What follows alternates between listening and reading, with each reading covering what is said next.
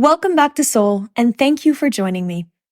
We are delving into the art of understanding and mastering our emotions. Emotional intelligence, often referred to as EQ, is a critical skill that not only shapes our personal lives, but also plays an important role in our professional success. So let's dive in. What is emotional intelligence? Well, it's more than just being in touch with our feelings. It involves a set of skills that empower us to navigate everything from social complexities, making sound decisions, and building stronger relationships. At its core, EQ comprises 5 key components, and that's what we're going to be talking about today. Number 1 is self-awareness. Number 2, self-regulation. Number 3 is motivation. 4, empathy. And finally, the social skills. Now let's explore the steps to master emotional intelligence and understand how each contributes to our overall emotional well-being. So number 1 is cultivating self-awareness.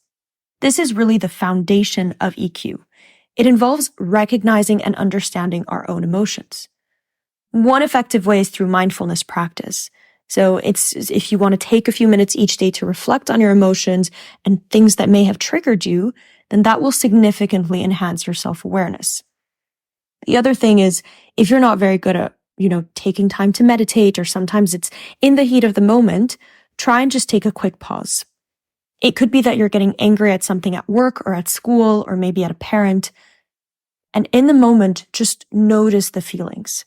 One thing that helps is if you start thinking about the feeling in a bit of a third person. So it's no longer you. You're looking at yourself in your state of anger. And then it's no longer yourself. It's the state of anger that you're looking at. And that would then cultivate the self-awareness. You are aware that there is an angry energy around. So just take a quick pause.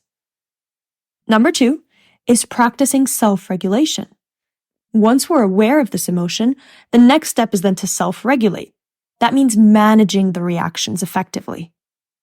So everything from deep breathing, meditation, or just taking a moment before responding can help you gain control.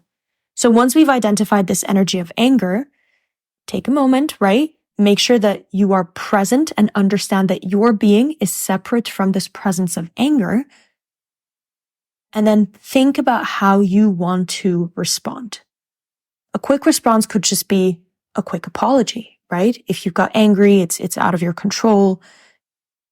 Another thing can be shifting your mindset. And instead of wanting to be negative in your response, right, a bit in a reactionary or attacking way, you can then try and look at it more objectively, knowing that your being is separate from this state of anger. Number 3 is motivation. That's what we call the driving force. So that's the engine that helps us move forward. When we're talking about emotional intelligence, it's our ability to channel emotions into positive actions. That's setting meaningful goals, finding motivation, and maintaining a positive outlook, even in challenging situations. And that's key to mastering motivation. Now, what does that mean in our example?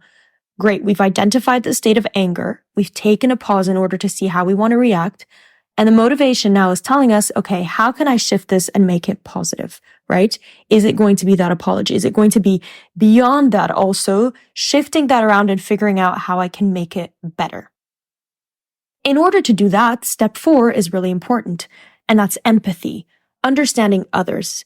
That's the bridge that connects us with others emotionally, and it involves understanding and sharing the feelings of others. Part of this includes active listening, putting ourselves in someone else's shoes, and recognizing nonverbal cues that are essential to empathy. If we go back to our example, try to think about the other person. Did they do something that has angered you? Why is it that it is angering you? Why is it that they did what they did, right?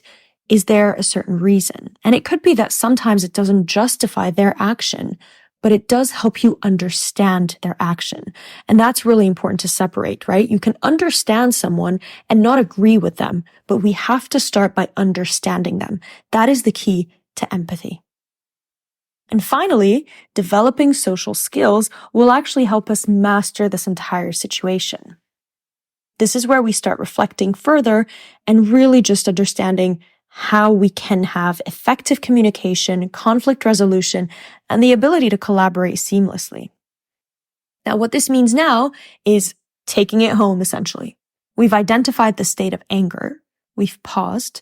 We have decided that we want to we want to shift our mindset of take a positive stance. We are listening to the other party, trying to understand where they're coming from, and then finally able to respond in a way that is communicative, collaborative, and leads to a conflict resolution as opposed to an attack. Now, as we wrap up today's exploration of emotional intelligence, remember that it's an ongoing journey of self-discovery and growth. By honoring these skills, self-awareness, self-regulation, motivation, empathy, and social skills, we not only enhance our personal lives, but also become more effective and influential individuals in the world. And this is something that will help you in your personal, in your professional, and in every other state that you've got. Bear in mind, this is also really good for your mental health. Sometimes we don't realize that the person we're angry at is ourselves. So it's really important to also practice this so that you are kinder to yourself and to your soul. We do this, of course, step by step, day by day. Thank you for joining me, and see you next week on Soul.